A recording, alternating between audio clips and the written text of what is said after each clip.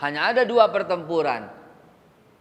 Islam dipimpin Imam Mahdi dan Nabi Isa, dan Yahudi dipimpin oleh Dajjal. Dan Nabi Isa mengambil tumbak dan menumbak Dajjal. Ustaz tanya, kenapa nggak pakai peluru? Kenapa nggak pakai tank? Kenapa nggak pakai Sukhoi? Kenapa nggak F-16? Jawab. Yang cerdas jawabannya. Yang masuk akal jawabannya. Yang sesuai, yang up to date jawabannya.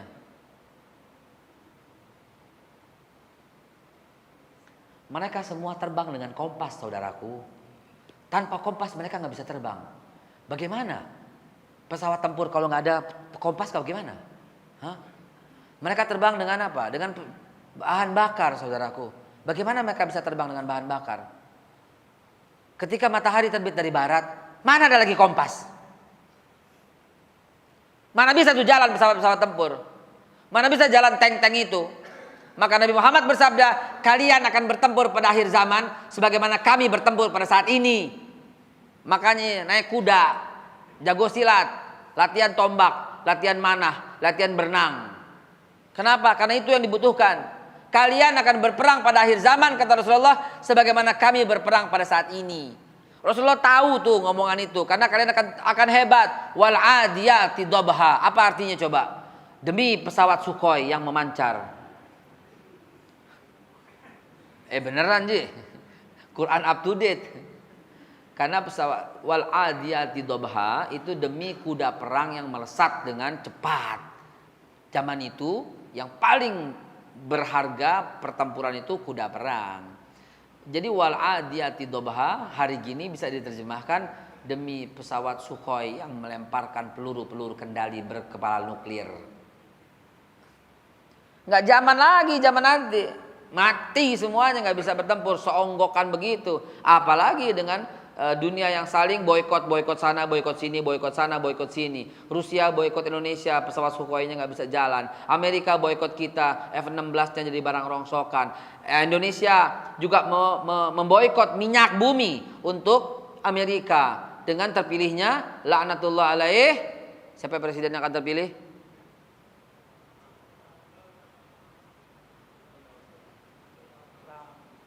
Siapa?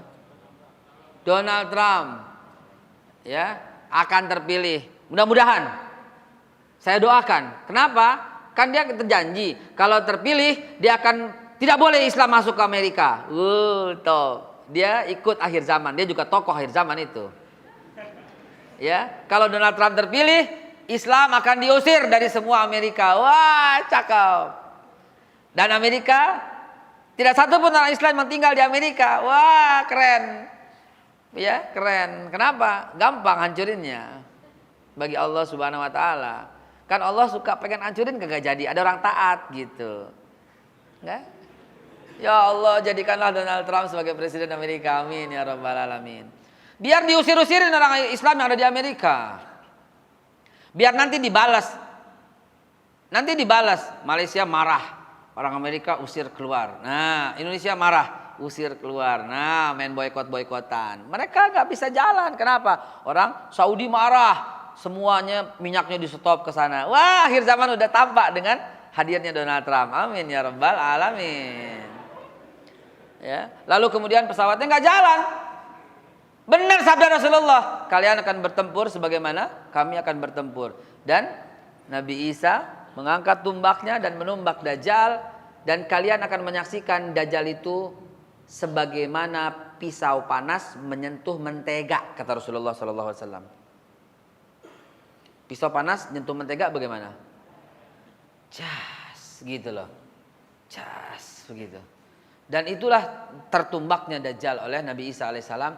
Cas, dan hancur lebur berantakan, dan Islam kemudian berjaya. Dan Islam berjaya di bawah pimpinan Imam Mahdi hanya 7 tahun, kata Rasulullah. Lalu kemudian dipimpin Nabi Isa selama 40 tahun.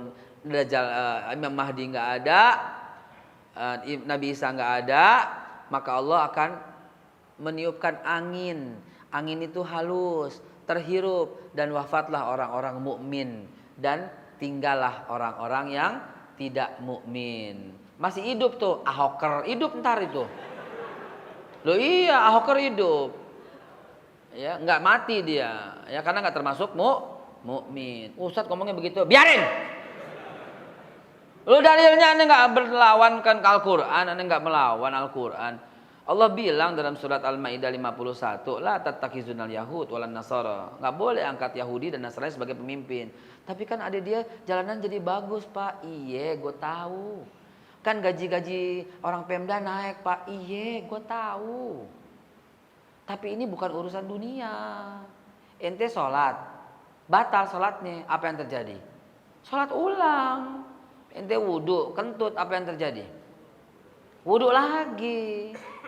Ente puasa, men, apa yang terjadi? Ganti ntar setelah nggak men. Ente mukmin, pilih pemimpin non Islam, apa yang terjadi? Batal Islamnya. Habitat amaluhum, habis semua amalnya. Enak emang. Karena ini urusan akidah. Itu ujian bagi Allah. Kan nggak banjir, Tat. Iya, nggak apa-apa nggak banjir. Tapi kalau banjir maksiat bagaimana? Kan jalanan lancar, iya. Tapi kalau akidah lo nggak lancar bagaimana? Jadi itu urusan akidah. Ya. Jangan bawa-bawa saya ke politik lah. Anak kebawa-bawa politik mulu. Itu urusan lo deh. Yang penting bina keluarga lo yang benar. Cari duit yang benar. Ya, jaga keluarga gitu ya. Biarkan. Asal nanti pada nggak usah teriak-teriak, dukung sana dukung sini. Asal ntar di bilik suara, kita bersaksi kepada Allah Subhanahu wa taala, ya Allah, saya hanya memilih orang Islam ya Allah. Walaupun mereka membuat saya kaya, walaupun mereka mengasih uang yang banyak, uangnya udah saya terima ya Allah. Nggak apa-apa, uang udah saya terima ya Allah buat anak bini, tapi saya nggak rela memilihnya gitu loh. Saya akan pilih orang Islam saja ya Allah. Itu aja udah nggak usah ribut-ribut ya. Paham? Udah jelas? Itulah akhir zaman saudaraku. Dan terhadap orang yang ngaku-ngaku nggak bisa, dia udah pasti bukan. Nabi Muhammad yang cerita ditolak, nolak. Imam Mahdi dibayat, nolak Imam Mahdi dibayat. Tapi kemudian datang lagi sampai 300 orang baru mau, sampai 1000, 2000. Lantas kita yang di sini bagaimana? Saudariku yang cantik, kalau semua umat sedunia datang ke sana untuk bayatnya nggak kelar selama 3 tahun. Tuatu, saudara. Antrinya tuh dari situ sampai kemana kira-kira antrinya? Hah? Indonesia aja 260 juta. Antrinya sebagaimana panjang itu kan susah ya. Betul sekali. Ada perwakilan Allah sebagai saksi. Ya. Sebagaimana orang Islam di Barus ketika Nabi Muhammad masih ada, tidak perlu datang ke sana. Satu cerita yang mengakhiri kisah ini adalah Uwais Al-Qarni. Nggak pernah berjumpa dengan Nabi. Uwais Al-Qarni. Dan hidup pada zaman Nabi. Dia orang Hadramut, orang Yaman. Kakek kita Uwais Al-Qarni. Ya, dia nggak pernah jumpa dengan Nabi. Tapi mulianya Masya Allah. Jadi yang dimaksud berbaiat, merangkak salju, ya orang-orang di sekitarnya. Kok salju tak? Rasulullah ngomong gak sia-sia.